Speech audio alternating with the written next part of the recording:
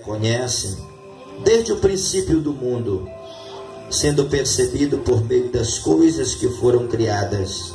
Tais homens são por isso indesculpáveis, porquanto, tendo conhecimento de Deus, não glorificaram como Deus, nem lhe deram graças, antes se tornaram nulos em seus próprios raciocínios, obscurecendo-lhes o coração, insensatos, inculcando-se por sábios, tornaram-se loucos, e mudaram a glória do Deus incorruptível em semelhança de imagem de homens corruptíveis, bem como de aves, quadrúpedes e répteis. Por isso Deus entregou tais homens à imundícia, pelas concupiscências dos seus próprios corações, para desonrarem o seu próprio corpo, pelas quais eles mudaram a verdade de Deus em mentira, adorando e servindo a criatura em lugar do Criador, o qual é bendito eternamente. Amém. Obrigado, queridos, pela vossa atenção. Podeis tomar os vossos assentos e vamos meditar na palavra de Deus. Ora, líder. Meus queridos, o texto que nós acabamos de ler é um texto que revela a repulsa de Deus ao pecado, à maldade, às injustiças cometidas na terra. O apóstolo Paulo, ele foi bem preciso quando escreveu a sua carta aos irmãos de Roma, que estavam trilhando os seus passos em direção ao conhecimento de Deus. Uma nação que outrora foi mergulhada na lama do pecado, agora teve o privilégio de conhecer o Deus, Criador dos céus e da terra. Glória a Deus. O Deus que nunca foi visto por ninguém, mas a sua glória é manifesta através de tudo aquilo que foi criado. O apóstolo Paulo, ele fala sobre a grandeza de Deus nesse capítulo, e a partir do versículo 16, 17, Paulo começa a falar sobre o Evangelho, dizendo que ele não se envergonhava do Evangelho, pois o Evangelho é o poder de Deus para a salvação de todo aquele que crer. A partir do versículo 18, Paulo fala sobre a ira de Deus. Ele diz que a ira de Deus se manifesta do céu contra toda impiedade e perversão dos homens que detêm a verdade pela injustiça. A misericórdia de Deus, a graça de Deus, ela se manifesta no Evangelho. Mas a ira de Deus, ela se manifesta do céu. A ira de Deus, ela tem uma origem. A origem de Deus é o céu. A ira de Deus, ela não vem de baixo. A ira de Deus, ela vem de cima. Há um Deus que governa todas as coisas. Há um Deus que domina tudo e todos. Há um Deus que tem todo o poder dos céus e da terra. A Bíblia diz que Deus faz aquilo que lhe apraz. Nada pode impedir Deus de fazer tal coisa.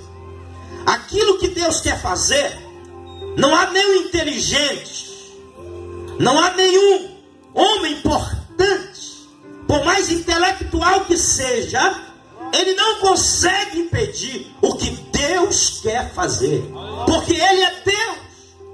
Ele não é regido por ninguém, Ele não é mandado por ninguém.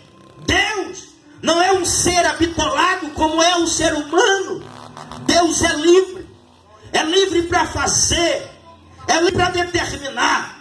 Deus, Ele é Senhor. E o apóstolo Paulo diz que a ira de Deus, ela se manifesta do céu contra toda impiedade e perversão. O que é a ira de Deus? A ira de Deus não é descontrole emocional A ira de Deus não se resume apenas em ódio, em ira. A ira de Deus é a sua total repulsa ao mal, ao pecado, à desobediência. A ira de Deus, eu vou tentar ilustrar para você, é comparada ao ajuntamento de águas que está represada e que ela vai se enchendo. Todos os dias ela vai enchendo até ela encontrar um caminho para ela seguir. Assim é a ira de Deus. A Bíblia diz que Deus se ira todos os dias. Nós vemos na terra homens irados, homens zangados que conseguem fazer coisas terríveis quando estão irados. A Bíblia diz no livro de Provérbios, no capítulo de número 20, e o versículo de número 2: como o bramido do leão, assim é a ira do rei. E o homem que peca contra o rei arruína a sua própria alma. Ora, se a ira de um rei é comparado ao bramido do leão, e o homem que peca contra o rei arruína a sua própria alma, imagine a ira de Deus. Quando a ira de Deus se manifesta, não há nada que consiga parar. Se a força do homem for 10.000 vezes mais forte do que a força dos demônios mais fortes e vigorosos, mesmo assim, essa força não é capaz de aplacar a ira de Deus. Quando nós olhamos para o relato bíblico, nós vamos ver que Deus, ele não é um Deus solitário. Deus, ele é feliz por si só. Se Deus não tivesse feito os arcanjos, querubins, serafins, anjos, ele seria feliz do mesmo jeito. Se Deus não fizesse os céus, não fizesse os dois grandes luminares, o maior para governar o dia e o menor para governar a noite, se ele não fizesse as estrelas, se ele não fizesse os oceanos, se ele não fizesse a natureza, se ele não fizesse a terra, se ele não fizesse os seres humanos, ele era feliz do mesmo jeito. Mas o que eu vejo é que Deus, além de estar cercado pelos seus anjos o adoram incessantemente. Deus fez o homem. Fez o homem para que o homem pudesse cultuar a ele na terra. Fez o homem para que o homem tivesse a essência do louvor, a essência da adoração. Deus fez o homem, colocou o homem no paraíso, encheu o homem de tudo que o homem precisava, deu alimento, deu a sua presença, deu a sua riqueza, tinha a sua companhia. Na viração do dia se manifestava, falava com um homem perfeito, um homem santo, um homem que não conhecia a maldade, que não conhecia o pecado. Imagine o jardim do Éden, cercado pela presença de Deus. O jardim do Éden, o começo de tudo, aonde não tinha nada de mal, apenas o homem e Deus. E Deus disse para o homem: de todos os frutos você deve comer livremente, mas da árvore do conhecimento do bem e do mal você não pode comer, porque no dia que você comer, você vai morrer. A Bíblia diz que Deus não faz nada sem primeiro avisar aos seus profetas os seus segredos, aos seus servos. Tudo que Deus faz é para o nosso bem. Nada pega Deus de surpresa. Tudo Deus sabe na sua onisciência. Porém o ser humano, ele é tendencioso a querer ultrapassar os seus limites. O ser humano, ele é capaz de chegar diante de um sinal que está vermelho e devido à pressa, ele ultrapassar, colocando em risco a sua própria vida e a vida de outras pessoas. O ser humano, ele é curioso. O ser humano, ele desafia a si próprio. O ser humano, ele rompe com seus medos. O ser humano, ele rompe com as barreiras. O ser humano, ele é um ser atrevido. O ser humano, é dito para ele, não faz, e ele faz. Não peca, e ele peca. Não mata, e ele mata. Não rouba, e ele rouba. Não transgride, e ele transgride. O ser humano não está na terra sem lei, porque o ser humano, se ele viver sem lei, ele se torna um animal irracional. Ele se torna um monstro. Com todas as leis que a palavra de Deus determina, mesmo assim, a cada dia que passa, o ser humano está irreconhecível pelas suas atitudes, pelo que ele faz, pelo que ele aprova, pelo que ele pensa, pelo que ele determina. E como você acha que Deus está no céu? Como você acha que Deus, será que Deus está satisfeito com a terra? Será que Deus está satisfeito com a sua criatura? O primeiro homem, Adão, ele recebeu a ordem diretamente de Deus, mas ele pecou, ele desobedeceu, ele transgrediu a lei, ele saiu do paraíso, ele trouxe a morte para a terra, ele trouxe a maldição, ele trouxe a condenação. A terra geme. Isaías disse que a terra cambaleia como bêbado. A terra não suporta mais tanto sangue, tanta perversão, tanta injustiça, tanta iniquidade. Mas eu quero dizer esta noite para você que está me ouvindo, meu amigo, a terra está desse jeito, a terra está virada de cabeça para baixo. Os homens perderam o controle, os homens perderam a paz. Não temos sossego, não temos tranquilidade, ficamos trancafiados dentro da nossa casa, temos medo de sair, não vemos as pessoas brincando mais nas praças, porque o mundo está tomado pela violência. Mas eu quero dizer esta noite que Jesus Cristo, ele é o Deus que tem poder nos céus e na terra, e ele pode dar sentido ao caos. Verdade. O homem é capaz de fazer algo inacreditável. O sol, que faz o dia ser claro, ele não brilha mais feliz. A lua, que faz a noite brilhar, ela não brilha mais feliz.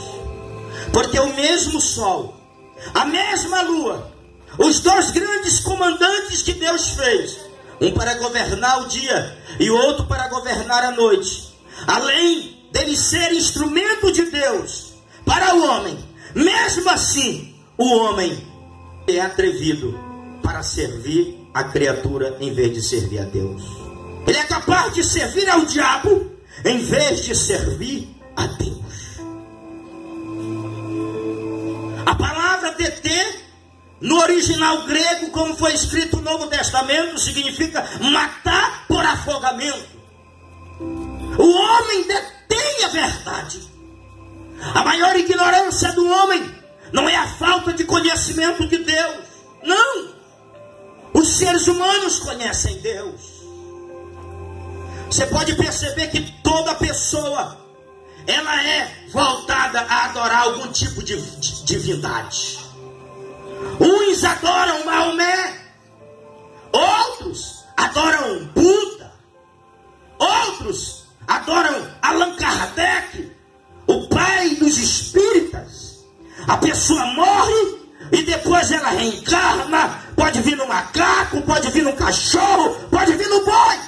Allan Kardec morreu, não virou nem macaco nem boi, está sepultado, foi para o inferno. A sua doutrina caiu por terra, mas o evangelho de Deus prevalece. Mas a Bíblia diz que quando a última trombeta tocar, os que morreram com Cristo não vão ressuscitar em corpo de cachorro, nem de cavalo, nem de boi, vão receber um corpo glorificado e vão receber Jesus e vão se encontrar com o Senhor dos ares.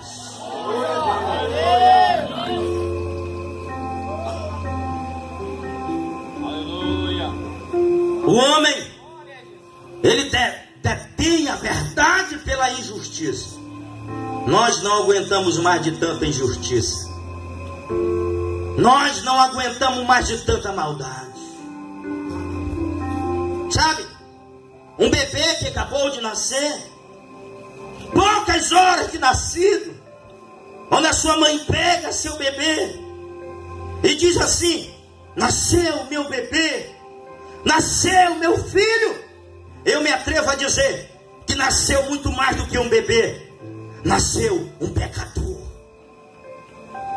Porque a Bíblia diz que ela vai crescendo e com as suas atitudes ela se dará a conhecer pelo que ela faz.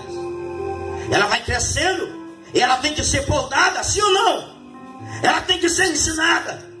Porque a Bíblia diz que o filho entregue a si mesmo envergonha o seu pai. Assim mesmo somos nós. Nós não podemos ser entregues a nós mesmos, porque senão nos transformamos em monstros. Nós precisamos de lei. Nós precisamos ser controlados. É mais ou menos assim. O ser humano é como se fosse um caminhão. Deus põe o pé no freio e o ser humano põe o pé no acelerador. O homem acelera e Deus freia. Deus dispara e ele quer ir mais um pouco.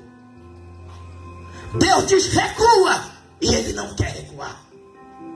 Deus dispara e ele diz não quero parar. O homem é um ser insaciável.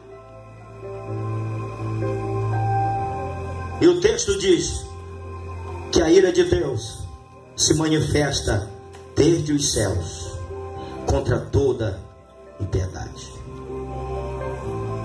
Nós estamos